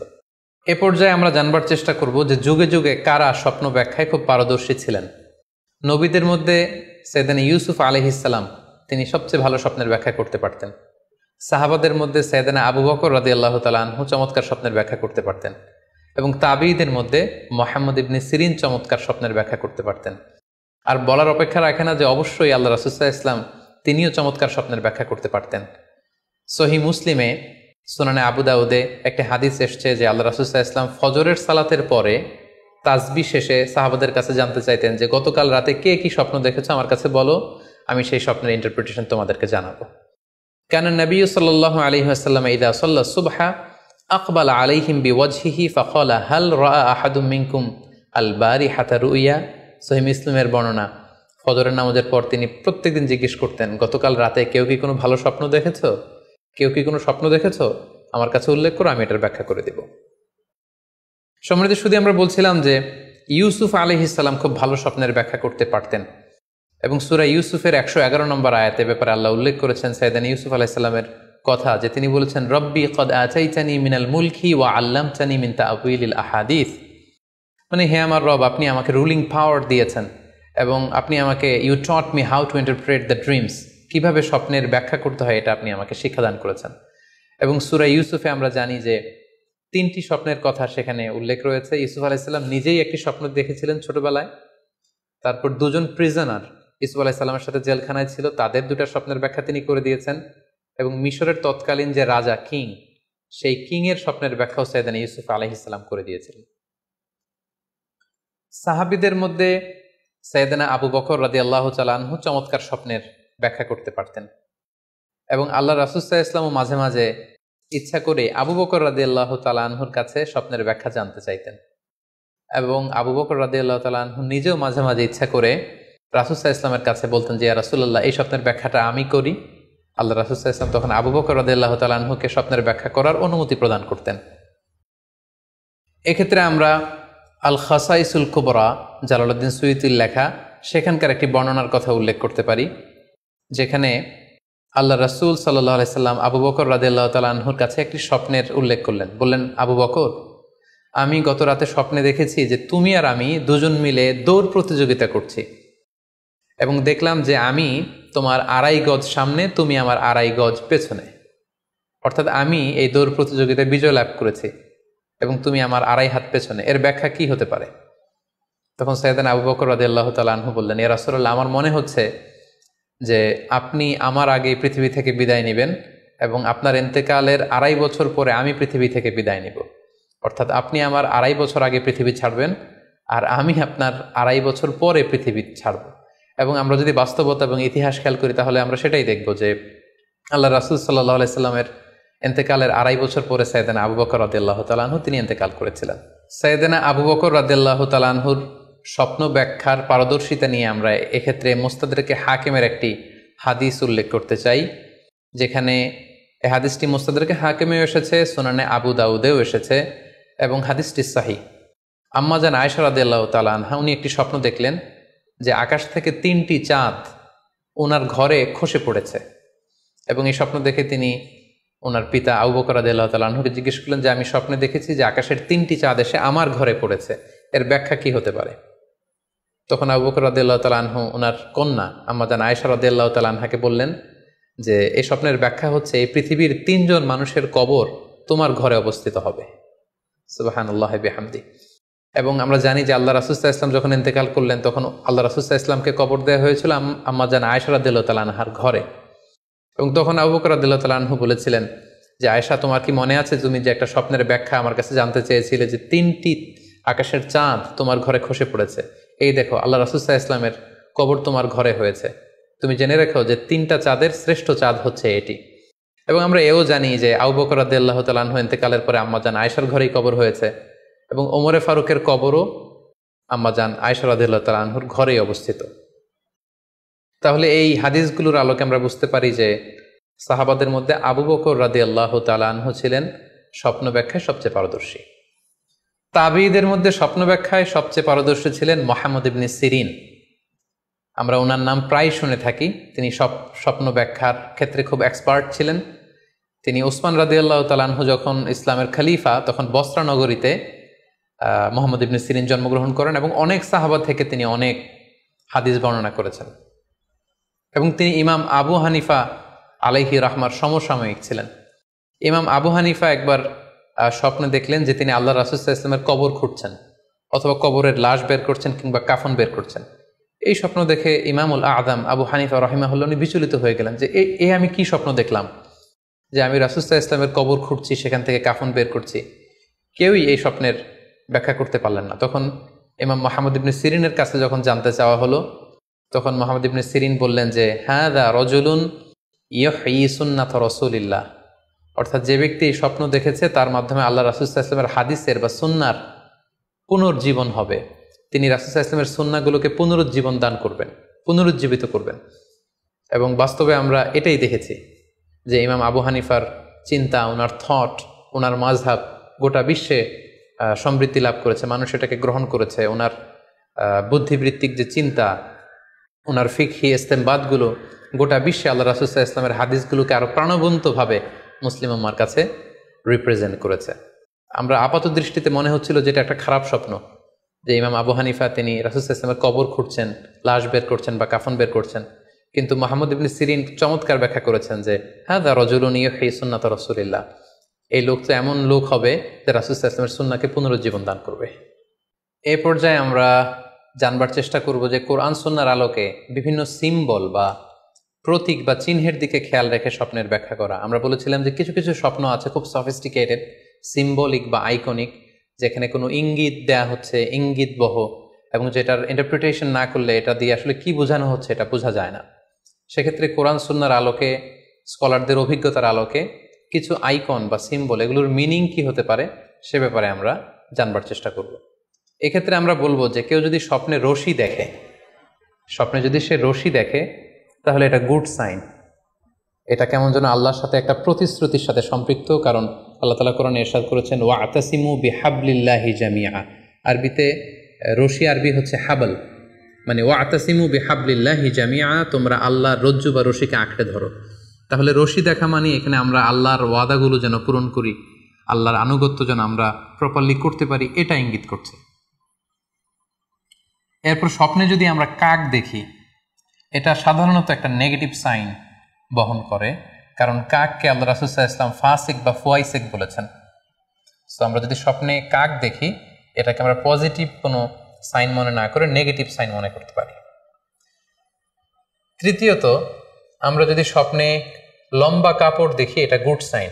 কারো গায়ে যদি লম্বা জামা থাকে তাহলে এটা গুড সাইন, আর খাটো জামা থাকলে সাধারণত এটা নেগেটিভ সাইন। এক্ষেত্রে আমরা সহিহ বুখারীর একটা হাদিস উল্লেখ করতে পারি। আল্লাহর হাবিব সাল্লাল্লাহু আলাইহি ওয়াসাল্লাম বলেছেন যে আমার সামনে অনেক মানুষকে পেশ করা হলো, তাদের কারো জামা নাভি পর্যন্ত, কারো জামা হাঁটু পর্যন্ত, কারো জামা পা পর্যন্ত। আর সেক্ষেত্রে ওমরে ফারুককে দেখলাম যে এত লম্বা জামা পরে সে হেঁটে যাচ্ছে, সে তার জামা টেনে টেনে নিয়ে যাচ্ছে। তো সাহাবারা বললেন মা আউয়ালতাহু ইয়া রাসূলুল্লাহ, হে আল্লাহর রাসূল, আপনার এই স্বপ্ন থেকে আপনি কি বোঝাতে চাইলেন? আল্লাহ রাসূল সাল্লাল্লাহু আলাইহি ওয়াসাল্লাম বললেন আউয়ালতুহু আদ-দীন, এটা দ্বারা আমি দিনদারি বোঝাতে চাইলাম। অর্থাৎ যার জামা লম্বা তার মানে তার তাকওয়া বেশি বা তার দিনদারি বেশি। আর স্বপ্নে যদি কারো জামা খুব ছোট খাটো বা জামাহীন অবস্থায় কাউকে দেখা হয়, এটা সাধারণত তার দিনদারি কমে যাচ্ছে বা তার তাকওয়া is decreasing day after day, এটার একটা সাইন বহন করে। পাশাপাশি দুধ, স্বপ্নে যদি কেউ দেখে সে দুধ খাচ্ছে, এটা একটা ভালো সাইন। স্বপ্নে দুধ খেতে যদি দেখা হয় তাহলে তার জ্ঞান বৃদ্ধি পাবে বলে এটা একটা সাইন বা আলামত বহন করে। সেক্ষেত্রেও আমরা বুখারীর একটা হাদিস উল্লেখ করতে পারি, যেখানে আল্লাহ রাসূল সাল্লাল্লাহু আলাইহি ওয়াসাল্লাম একটা স্বপ্নের কথা সাহাবাদেরকে শেয়ার করছিলেন। তিনি বললেন যে আমাকে এক বাটি দুধ দেয়া হলো, আমি সেখান থেকে দুধ খেলাম, তারপর দেখলাম যে আমার আঙ্গুল থেকে দুধ বের হচ্ছে, আর সেখানে যে অবশিষ্ট দুধ রয়ে গেল সেটা আমি ওমরে ফারুকের মুখে দিলাম। ওমরে ফারুক সে অবশিষ্ট দুধটা খেলো। এই স্বপ্নের কথা শুনে সাহাবারা বললেন, মা আউয়ালতা বিহি ইয়া রাসূলুল্লাহ, হে আল্লাহ রাসূল, এটা দিয়ে আপনি কি ব্যাখ্যা করলেন? ফামা আউয়ালতাহু ইয়া রাসূলুল্লাহ, আল্লাহ রাসূল সাল্লাল্লাহু আলাইহি ওয়াসাল্লাম বললেন, আল ইলম, এটা দিয়ে আমি জ্ঞানের ব্যাখ্যা করেছি। অর্থাৎ দুধ হচ্ছে জ্ঞানের প্রতীক। দুনিয়াতেও তো আমরা দেখি যে দুধ হচ্ছে সুষম একটা খাবার, খাদ্যের পুষ্টিগুণের 6টি গুণাগুণ দুধের মধ্যে পাওয়া যায়। সো কেউ যদি স্বপ্নে দেখেন যে তিনি দুধ পান করছেন, আশা করা যায় এটা তার জন্য ভালো সাইন, তার জ্ঞান বাড়বে বলে আমরা ধারণা করতে পারি। এবার স্বপ্নে যদি কেউ দেখে যে সে আজান দিচ্ছে, এটাও ভালো সাইন।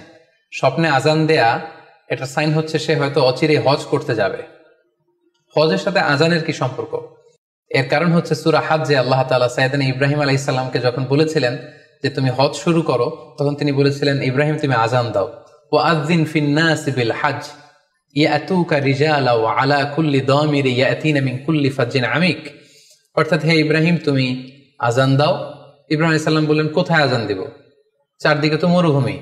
আল্লাহ তাআলা বললেন, ইব্রাহিম তুমি আজান দাও, এই আজানের আওয়াজ বা শব্দ পৃথিবীর সবার কানে আমি পৌঁছে দেব। তো সাইয়েদনা ইব্রাহিম আলাইহিস সালাম তখন হজের আজান দিলেন বা ঘোষণা দিলেন। আজান শব্দের অর্থ হচ্ছে অ্যানাউন্স, টু অ্যানাউন্স, মানে ঘোষণা দেয়া।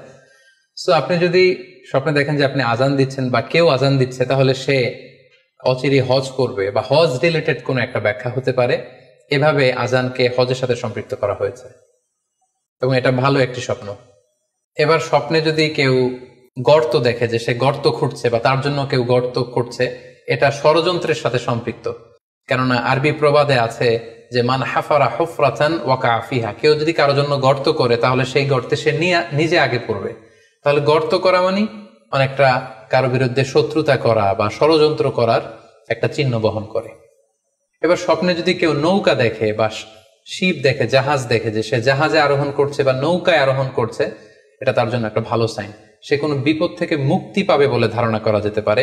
কারণ সূরা আনকাবুতের 15 নম্বর আয়াতে আল্লাহ বলছেন, ফাআনজাইনাহু ওয়া আসহাবাস সাফিনাতি ওয়া জাআলনাহা আয়াতাল লিল আলামিন।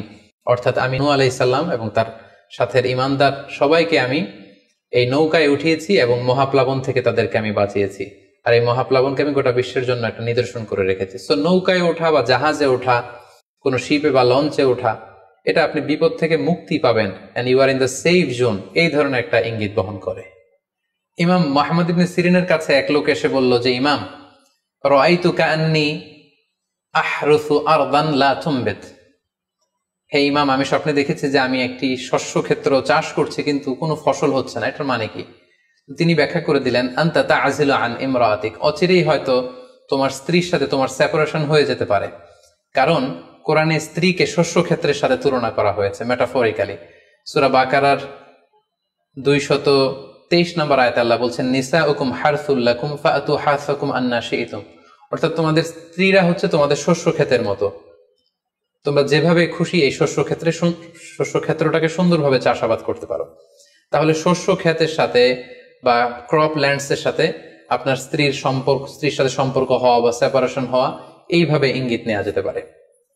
সবশেষে একটি ঘটনা উল্লেখ করার মধ্য দিয়ে আমরা এই সিম্বলিক বা আইকনিক ব্যাপারটা শেষ করতে চাই। সেটি হচ্ছে, ব্যক্তির ভিন্নতার কারণে কিন্তু স্বপ্নের ব্যাখ্যাও ভিন্নতা হতে পারে। ব্যক্তি ভিন্নতার কারণে স্বপ্নের ব্যাখ্যাও ভিন্ন হবে। একই স্বপ্ন দুইজন লোক দেখলো, দুইজনের স্বপ্নের ব্যাখ্যা কিন্তু দুরকম হতে পারে। সেক্ষেত্রে আমরা মুহাম্মদ ইবনে সিরিনের একটা ঘটনা উল্লেখ করতে পারি। মুহাম্মদ ইবনে সিরিনের কাছে এক লোক এসে বলল যে, আমি স্বপ্নে দেখেছি আমি আজান দিচ্ছি, এটার ব্যাখ্যা কি? উনি বললেন, তুমি হজ করতে যাবে। তার কিছুদিন পরে আরেক লোক এসে একই স্বপ্ন দেখলো, তিনি বললেন যে, আমি স্বপ্নে দেখেছি যে আমি আজান দিচ্ছি। তো তিনি বললেন, চুরিতে তোমার হাত কাটা যাবে। তো ওনার ছাত্ররা দুইজন লোকের কাছে দুই ধরনের উত্তর দেওয়ার কারণে অবাক হয়ে জিজ্ঞেস করলেন যে, হে ইমাম, একই স্বপ্ন দুইজন দেখলো, কিন্তু আপনি এক একজনকে এক এক উত্তর কেন দিলেন? তো তিনি বললেন যে, এই দুইজনকে আমি চিনি এবং তাদের ব্যক্তিগত জীবন সম্পর্কে আমি জানি। সো তাদের জীবন আচরণ, তাদের ব্যক্তিত্বের কারণে আমি দুই ধরনের ব্যাখ্যা করেছি। প্রথম জনের ব্যাখ্যা করেছি আমি সূরা হজের আলোকে, কারণ সূরা হজে আল্লাহ ইব্রাহিম আলাইহিস সালামকে বলেছেন, ওয়া আযযিন ফিন-নাসি বিল হজ, তুমি মানুষের মাঝে হজের জন্য আজান দাও, ঘোষণা দাও। সো সেই লোকটি আজান দিয়েছে, তার মানে আশা করা যায় সে হজে যাবে।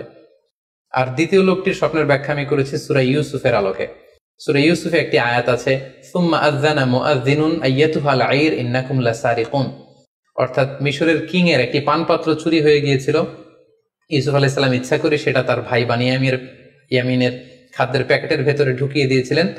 আর তখন সেখানকার স্টাফরা বা সৈনিকেরা আজান দিয়েছিল, মানে ঘোষণা দিয়ে বলেছিল, হে ক্যারাভান, হে কাফেলার লোকেরা, তোমরা চুরি করেছো। তো তিনি মুহাম্মদ ইবনে সিরিন বললেন যে, দ্বিতীয় লোকটার ব্যাপারে আমি জানি, সে আসলে অসাধু একজন লোক, এবং তার ক্ষেত্রে সে স্বপ্নে যেহেতু আজান দিতে দেখেছে, সে কখনো হজে যাবে না, বরং সূরা ইউসুফের আলোকে চুরিতে তার হাত কাটা যাবে। তো এভাবে আমরা কোরআন সুন্নাহর আলোকে বা স্কলারদের যে অভিব্যক্তি, সেগুলোর আলোকে স্বপ্নের মধ্যে থেকে যেগুলো সিম্বলিক, আইকনিক, যেগুলো ইঙ্গিতবহ, এগুলোর ব্যাখ্যা আমরা এভাবে করতে পারি। সম্মানিত শুধু এই ছিল স্বপ্ন নিয়ে আমাদের আজকের আলোচনা। আমরা এই আলোচনা থেকে বুঝতে পারলাম যে স্বপ্ন তিন ধরনের হতে পারে। কোনোটা আল্লাহ দেখান দিক নির্দেশনার জন্য বা সুসংবাদ স্বরূপ, কোনোটা শয়তানের পক্ষ থেকে ভয় দেখানোর জন্য, আর কোনোটা হচ্ছে আমাদের চিন্তা ভাবনার প্রতিচ্ছবি। আর স্বপ্ন যতটা সম্ভব অন্যের কাছে না শেয়ার করতে পারলেই ভালো। বিশেষ করে যদি আপনি ভয়ঙ্কর দুঃস্বপ্ন দেখে থাকেন, সেক্ষেত্রে এমন লোকের কাছে আপনি শেয়ার করুন যে আপনাকে পছন্দ করে, যার কোরআন সুন্নাহর জ্ঞান আছে, যার মধ্যে এলেম আছে, আমল আছে।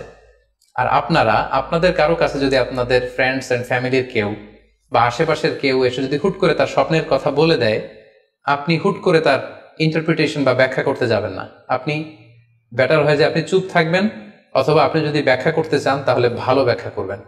আল্লাহ তাআলা আমাদের সবাইকে কথাগুলো বুঝার ও আমল করার তৌফিক দান করুক। হাযা মা ইনদি ওয়াল ইলমু ইনদাল্লাহ, আলাইহি তাওয়াক্কালতু ওয়া ইলাইহি উনীব। ওয়াসসালামু আলাইকুম ওয়া রাহমাতুল্লাহি ওয়া বারাকাতুহু।